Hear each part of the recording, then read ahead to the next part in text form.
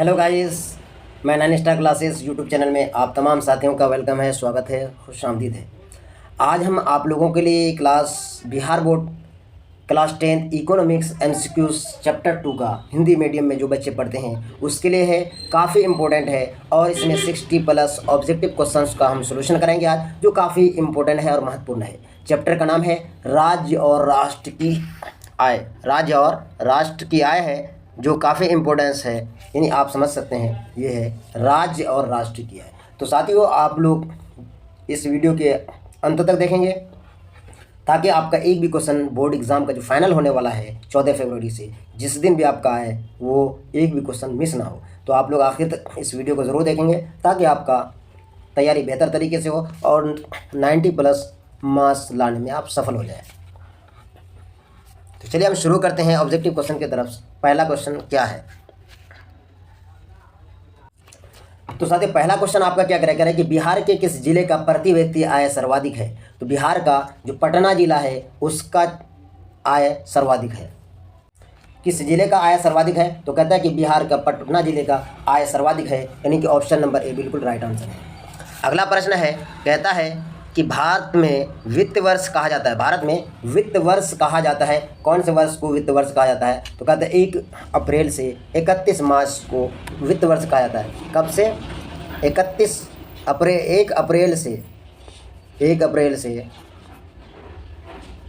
अप्रैल से 31 मार्च तक क्या कहा जाता है? कहा जाता है कि वो वित्त वर्ष है, यानी ऑप्शन नंबर सी बिल्कुल राइट आंसर है। तीसरा नंबर में है, कहते भारत में किस राज्य की प्रति व्यक्ति आय सर्वाधिक है? भारत के किस राज्य के? तो वो ऑप्शन नंबर डी यानी गोवा का सर्वाधिक है। वैसे चंडीगढ़ का भी था, लेकिन अब भारत का सबसे छोटा राज्य था इसलिए उसका प्रति व्यक्ति आय सर्वाधिक है। अगला प्रश्न 4 नंबर में कह रहा है, बिहार में सर्वाधिक न्यूनतम प्रति व्यक्ति आय वाला जिला कौन सा है? तो वो कहता है कि ऑप्शन नंबर सी यानी शिवहर जिला प्रति व्यक्ति आय सर्वाधिक है। ऑप्शन नंबर सी बिल्कुल राइट आंसर है। साथ ही इस वीडियो को आप लोग फटाफट लाइक कर दीजिए और हमारे इस चैनल में जो भी नए हैं तो फटाफट हमारे इस चैनल को सब्सक्राइब करके बेल आइकन को दबा दीजिए ताकि अगला वीडियो का नोटिफिकेशन आपको आसानी से मिल जाए। और दोस्तों लाइक भी कर दीजिए। अगला प्रश्न है, कहता है कि राष्ट्रीय आय की गणना में कौन सी कठिनाइयाँ होती है? तो कहता है कि राष्ट्रीय आय की गणना में कौन सी कठिनाइयाँ होती हैं? तो ऑप्शन नंबर ए में कह आंकड़ों को एकत्र करने में कठिनाई, दोहरी गणना की संभावना, मूल्य मापने की कठिनाई, उपर्युक्त सभी। तो ऑप्शन नंबर डी इसका बिल्कुल राइट है, सभी है। 6 नंबर में कह रहा है तो कि 2008 और 9 के अनुसार भारत की औसत प्रति व्यक्ति आय कितनी है? 2009 के हिसाब से यानी 8 और 9 के अनुसार तो कितना? 25,494 रुपये। ऑप्शन नंबर 20 का बिल्कुल राइट आंसर है। प्रति व्यक्ति आय यानी 25,494। ये काफ़ी इंपॉर्टेंट ऑब्जेक्टिव क्वेश्चंस है।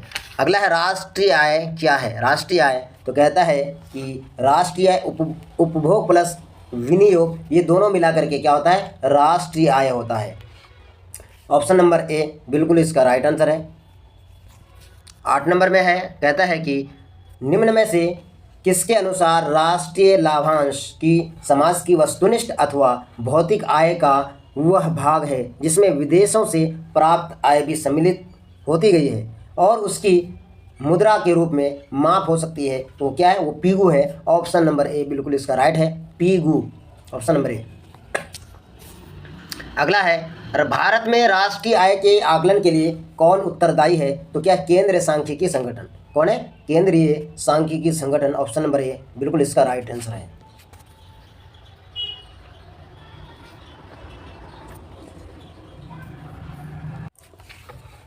अगला है, उत्पादन एवं आय गणना की विधि आर्थिक दृष्टिकोण से क्या है? कहते हैं कि सहज है, वैज्ञानिक है, व्यवहारिक है, उपर्युक्त तीनों। तो ऑप्शन नंबर डी बिल्कुल सही है, इन उपर्युक्त तीनों।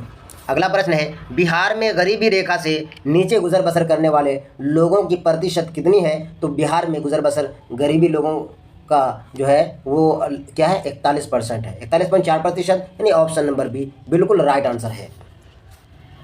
12 नंबर में है, गरीबी के दुष्चक्र की भावना को किसने बतलाया था? यानी जो गरीबी क्या है तो वो किसने बताया था? वो ऑप्शन नंबर सी यानी रैगनर मास ने बताया था, यानी इसके दुष्चक्रों की ये भावना को। अगला 13 नंबर में कह रहा है भारत में सबसे पहले राष्ट्रीय आय का आकलन किसने किया था भारत में। ये इंपॉर्टेंट क्वेश्चन है, ये पूछता है, कई बार पूछ चुका है। तो दादा भाई नौरोजी ने किया था, ऑप्शन नंबर ए बिल्कुल राइट आंसर है। अगला प्रश्न है, ये आपका राष्ट्रीय आय से संबंधित पूरा चैप्टर में क्वेश्चन जाएगा, ये काफ़ी इंपॉर्टेंट है, जो से 5 से 7 क्वेश्चन आपका बोर्ड एग्जाम में आता है। अगला प्रश्न है, कहता है कि राष्ट्रीय आय समिति का गठन निम्नलिखित में से किसकी अध्यक्षता में हुआ था। तो किसके, तो प्रोफेसर पीसी महालनोबिस की अध्यक्षता में हुआ था, ऑप्शन नंबर ए बिल्कुल राइट आंसर है। विश्व विकास रिपोर्ट 2005 ईस्वी में भारत में प्रति व्यक्ति आय था, कितना आया था, तो $720 प्रति व्यक्ति आया था, डॉलर के हिसाब से। इसमें कह रहा 16 नंबर में कह रहा राष्ट्रीय आय क्या है। कहता है कि राष्ट्रीय आय क्या है, तो कहता है कि राष्ट्रीय आय है यानी जीडीपी प्लस विदेशों से अर्जित आय माइनस मूल्यह्रास माइनस अप्रत्यक्ष कर, यानी आपका जितना भी इनकम होता है उन इनकम के बाद जो कुछ खर्च होने के बाद जो बचता है उसको हम लोग राष्ट्रीय आय कहते हैं। अगला प्रश्न है, भारत में राष्ट्रीय आय का आकलन सर्वप्रथम कब हुआ था। तो भारत में राष्ट्रीय आय का आकलन सर्वप्रथम 1868 ईस्वी में हुआ था, ऑप्शन नंबर बी बिल्कुल इसका राइट आंसर है।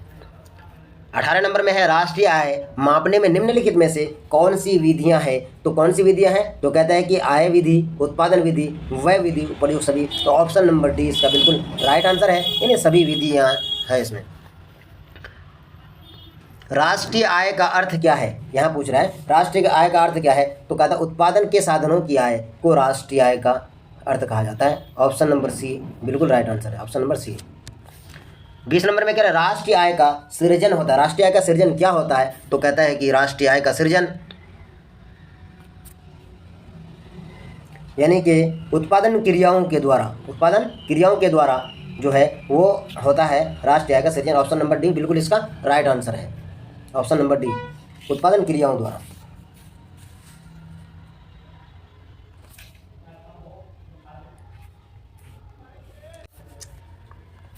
21 नंबर में कह रहा साथियों उत्पादन गणना पद्धति का प्रयोग सर्वप्रथम किस देश ने किया था। तो सर्वप्रथम ब्रिटेन ने किया था, ऑप्शन नंबर डी बिल्कुल इसका राइट आंसर है।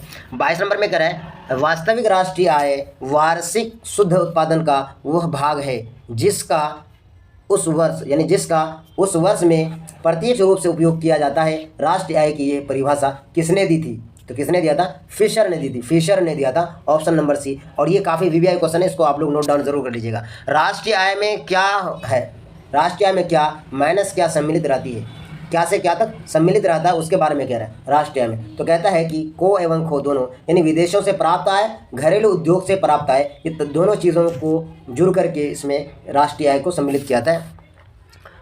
तो ऑप्शन नंबर सी यानी को एवं खो राइट है।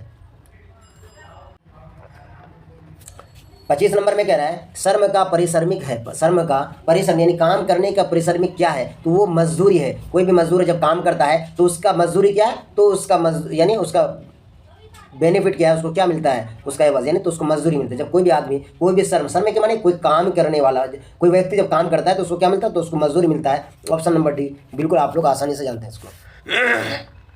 अगला है पूंजी का परिश्रमिक है, पूंजी का परिश्रमिक क्या है, तो पूंजी का परिश्रमिक क्या है, वो लगान है, ऑप्शन नंबर बी बिल्कुल इसका राइट आंसर है। अगला प्रश्न है कहता है कि भूमि का परिश्रमिक है, भूमि का क्या परिश्रमिक है, तो भूमि का परिश्रमिक है वो लगान है। अब लगान कहता है किसको है कि आप जब ज़मीन को जुताई करते हैं तो उसको कुछ पैसा सरकार को चुकाना पड़ता है, जो कर्मचारी लोग यानी राजस्व कर्मी उसको वसूल करते हैं, जिसको लगान के रूप में हम लोग कहते हैं, जिसको खजाना भी कहा जाता है आम भाषा में। 28 नंबर में कह रहा है विकसित राज्यों की ऊंची होती है, विकसित जो राज्य है उसकी ऊंची क्या होती है, तो प्रति व्यक्ति आय उसका सबसे ऊंचा होता है, नहीं उसका आय स्ट्रॉन्ग होता है, मजबूत होता है। अगला प्रश्न है साथियों कहता है कि गरीबी को जन्म देती है, गरीबी का कुचक्र है, किसने कहा था, ये काफ़ी इंपॉर्टेंट है। तो ये आर्नस्ट ने कहा था, ऑप्शन नंबर डी इसका बिल्कुल राइट आंसर है, आर्नस्ट ने कहा था इसको।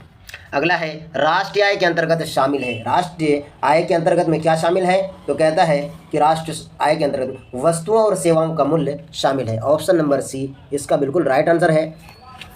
अगला प्रश्न है जिस देश की राष्ट्रीय आय अधिक होती है वह देश क्या कहलाता है, तो वह देश जिस देश की राष्ट्रीय आय अधिक होती है वह देश क्या कहलाता है? तो वो देश विकसित कहलाता है। ऑप्शन नंबर इसका बी राइट होगा, यानी विकसित क्या हुआ है? विकसित। जिसे कहते हैं विकासशील देश और ये विकास कर रहा है, यानी विकास की राह पर प्रगति है, तो कहते हैं कि वो विकासशील है, यानी विकास की प्रगति पर है। और जो विकसित कर चुका है, यानी जो विकास कर चुका है उसको विकसित देश कहते हैं। तो ऑप्शन नंबर इसका बी राइट होगा, ये ए यहाँ गलत दिया हुआ है। चलिए क्वेश्चन नंबर 32 में कह रहा है निम्नलिखित में से कौन सा देश विकसित अर्थव्यवस्था का उदाहरण है? तो इसमें है ऑप्शन नंबर सी, यानी ब्रिटेन विकसित अर्थव्यवस्था का उदाहरण है। यानी कि ब्रिटेन विकासशील नहीं है बल्कि विकसित हो चुका है ऑलरेडी, ये बहुत पहले ये लोग तरक्की कर चुका है। और अभी हमारा जैसे भारत देश है वो हमारा भारत देश विकासशील देश है, विकसित देश नहीं कह सकते, नहीं विकास की प्रगति पर चल रहा है। अगला है भूमि का परिसर में उसकी आय के रूप में क्या प्रकट करती है? तो वो क्या है? लगान प्रकट करती है, यानी उसको जिसको हम लोग खजाना के तौर पर जानते हैं उसको प्रकट करती है।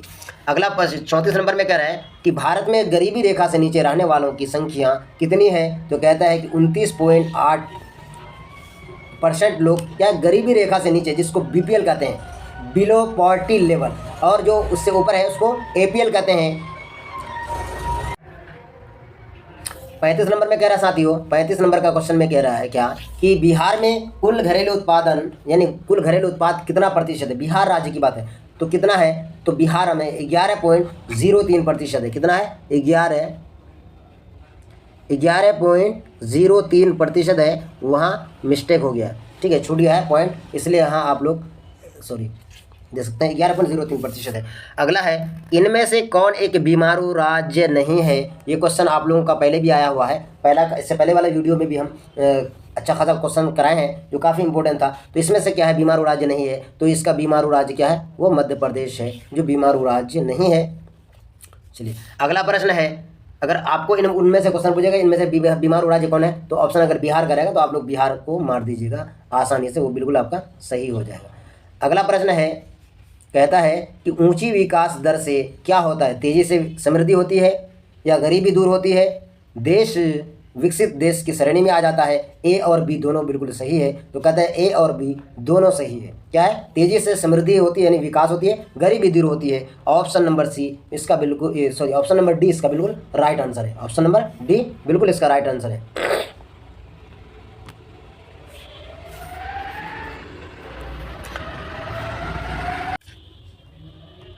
38 नंबर में कह रहा है साथियों, बिहार की प्रति व्यक्ति आय देश भर में क्या है? तो न्यूनतम है, यानी सबसे कम है। हम लोगों को अफसोस है कि बिहार में जो प्रति व्यक्ति आय वो सबसे कम है।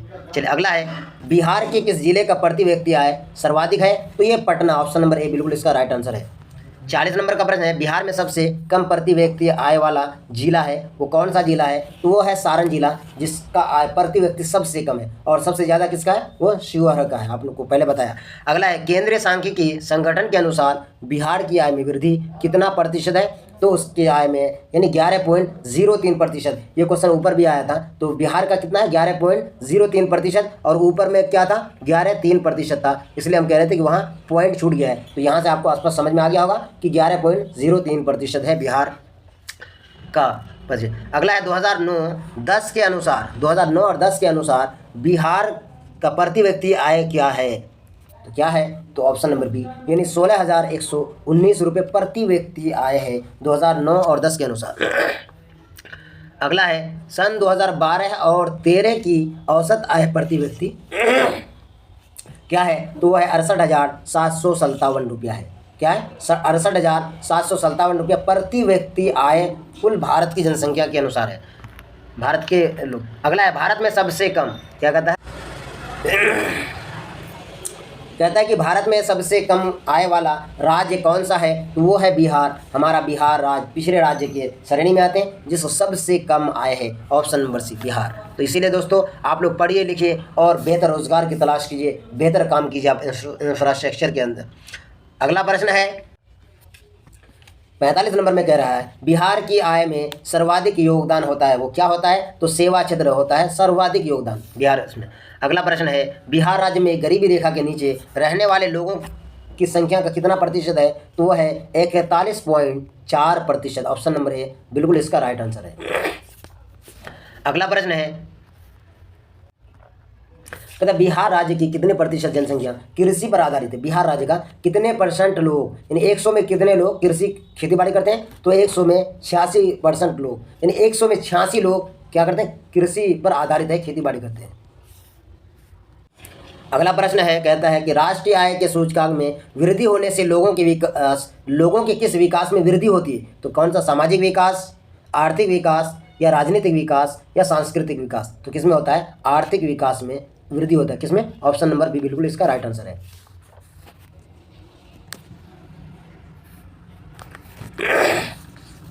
अगला प्रश्न है, एक देश इसलिए गरीब है क्योंकि वह गरीब है, किस अर्थशास्त्र का ये कथन है, और ये कथन काफ़ी इंपॉर्टेंट भी है, साथियों। कहता है कि ये किसने है, रैगनर का कथन है। ऑप्शन नंबर डी बिल्कुल राइट आंसर है। अगला है, सन 2012 से 13 में बिहार में प्रति व्यक्ति आय कितनी थी, तो प्रति व्यक्ति आय 68,775 है। अगला है, गरीबी के कुचक्र को किसने परिभाषित किया था, तो गरीबी के इसको ऑप्शन नंबर बी यानी प्रोफेसर केन्स ने किया था। अगला प्रश्न 52 नंबर में कह रहा है, निम्न में से कौन सा भारतीय राज्य गरीबी के कुचक्र का शिकार है, तो वो ऑप्शन नंबर सी यानी हमारा बिहार गरीबी के कुचक्र का शिकार है। अगला प्रश्न है, भारत में वित्तीय वर्ष होता है, क्या होता है, तो 1 अप्रैल से 31 मार्च तक क्या होता है, वो वित्तीय वर्ष कहलाता है, यानी जिसको बोलता है ना मार्च क्लोजिंग। तो मार्च क्लोजिंग यानी अप्रैल से मार्च में पूरे साल का हिसाब किताब कब होता है, वो मार्च में होता है, इसलिए उसको मार्च यानी वित्तीय वर्ष कहलाता है।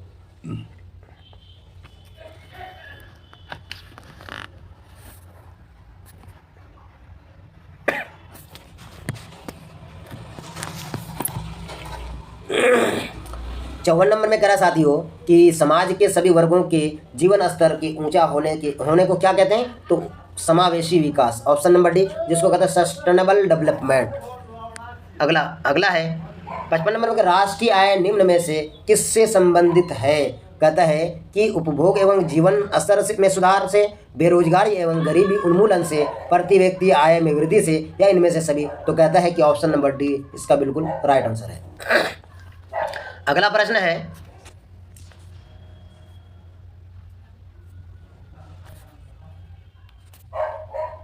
कहता है कि भारत में राष्ट्रीय आय की गणना के अनुमानों को कितने वर्गों में बांटा गया है, तो कहता है कि 2 वर्गों में बांटा गया। कितने वर्गों में, 2 वर्गों में बांटा गया। अगला प्रश्न है, राष्ट्रीय आय में सम्मिलित है, राष्ट्रीय आय में क्या क्या सम्मिलित है, वो पूछ रहा है, घरेलू उद्योगों की आय, विदेशों से प्राप्त आय, ए और बी दोनों, तो ऑप्शन नंबर सी इसका बिल्कुल राइट हो जाएगा, ए और बी दोनों।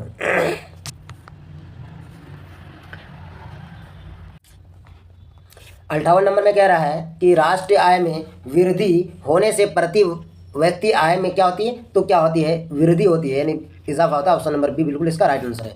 अगला प्रश्न है, भारत में राष्ट्रीय आय की गणना का प्रारंभ कब हुआ था, ये काफ़ी इंपॉर्टेंट क्वेश्चन है और ये VVI क्वेश्चन भी है। ये क्या है, ये VVI क्वेश्चन है, इसको कई बार पूछा है। कहता है भारत में राष्ट्रीय आय की गणना का प्रारंभ की गई थी, कब की गई थी, तो सन 1951-52 में राष्ट्रीय आय की गणना का प्रारंभ किया गया था। अगला प्रश्न है, राष्ट्रीय आय का सृजन होता है, राष्ट्रीय आय का क्या सृजन होता है, उसके बारे में करें, उपभोग द्वारा, विनिमय द्वारा, वितरण द्वारा, या उत्पादक क्रियाओं के द्वारा। किसके द्वारा, तो उत्पादक क्रियाओं के द्वारा। ऑप्शन नंबर डी इसका बिल्कुल राइट आंसर है।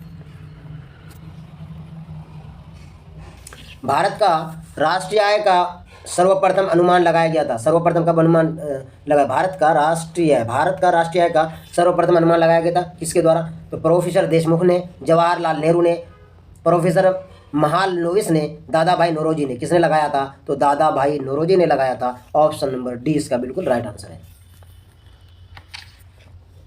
अगला है, राष्ट्रीय आय समिति का गठन किस वर्ष हुआ था, तो 1949 ईस्वी में राष्ट्रीय आय के गठन हुआ था।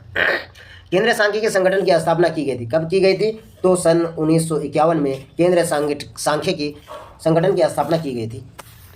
अगला है, तीसा की भयानक आर्थिक मंदी की अवधि क्या थी, तीसा में जो आर्थिक मंदी हुआ था उसका वर्ष क्या है, तो 1929 से 1933 का अवधि था। अगला प्रश्न है, दादा भाई नौरोजी ने अपनी पुस्तक में भारत की प्रति व्यक्ति वार्षिक आय सन 1868 में कितना होने का अनुमान लगाया था। ये क्वेश्चन काफ़ी इंपॉर्टेंट है, ये पूछा गया था।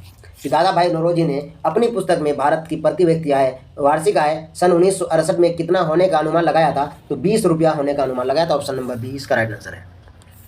अगला है दादा भाई नौरोजी ने सर्वप्रथम राष्ट्रीय आय का अनुमान कब लगाया था? तो 1866 ईस्वी में लगाया था। ये भी इंपॉर्टेंट क्वेश्चन है। अगला 2013 से 14 में भारत की प्रति व्यक्ति आय औसत क्या थी? तो क्या थी? 80.388 रुपया, यानी 80.388 रुपया उसका था। ऑप्शन नंबर सी बिल्कुल इसका राइट आंसर है। अगला प्रश्न है poverty and un British rule in India किन की रचना है? तो ये रचना है दादा भाई नौरोजी की। ऑप्शन नंबर डी इसका बिल्कुल राइट आंसर है। अगला है तीसा की भयानक आर्थिक मंदी से उबरने के लिए किसने सुझाव दिया था? तो कौन दिया था? तो प्रोफेसर केन्स ने तीसा की भयानक आर्थिक मंदी से उबरने का दिया था, प्रोफेसर केन्स ने। Option number A right answer है। अगला है आय तथा उपभोग का अंतर क्या है? तो कहता है बचत कहलाता है। उसके अंतर को क्या कहलाता है? तो उसको बचत कहलाता है। आय और तथा उपभोग, यानी हमने कितना कमाया और कितना खर्च किया, उनके बाद जो कुछ बचा तो उस बचत को ही क्या कहलाता है? आय तथा उपभोग का अंतर। अगला प्रश्न है प्रति व्यक्ति आय द्वारा किसी देश की पता लगाया जा सकता है? तो क्या लगा? आर्थिक संपन्नता का पता लगाया जा सकता है। 72 नंबर में कह रहे हैं नए आंकड़ों के अनुसार अमेरिका के प्रति व्यक्ति आय कितना है या व्यक्ति आय क्या है? तो क्या है? कहा था कि $40,040 प्रति व्यक्ति। देखिए कितना है, बहुत सारा है। अगला प्रश्न है कहते प्रति व्यक्ति आय का आशय है। प्रति व्यक्ति आय का क्या आशय है? तो कहते हैं कि औसत आय, प्रति व्यक्ति आय का औसत आय मतलब हुआ। अगला प्रश्न है किसी राज्य के नागरिकों का जीवन स्तर में निर्भर करता है, किस पर करता है? तो कहता है कि सकल घरेलू उत्पाद पर निर्भर करता है। ऑप्शन नंबर बी इसका बिल्कुल राइट आंसर है। Option number B.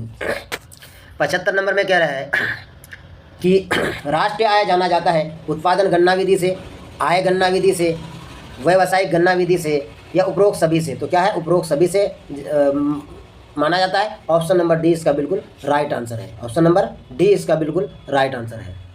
75 नंबर का क्या है? ऑप्शन नंबर डी बिल्कुल राइट आंसर है। अगला प्रश्न है कहता है कि राष्ट्रीय आय की गणना की कितनी विधियां हैं? राष्ट्रीय आय की गणना की कितनी विधियां हैं? तो इसकी 5 विधियां हैं। राष्ट्रीय आय गणना की कितनी विधियां? 5 विधियां हैं। अगला प्रश्न है समावेशी आर्थिक विकास क्या है? संतुलित विकास, समाज के 77 नंबर में कह रहा है कि समावेशी आर्थिक विकास क्या है?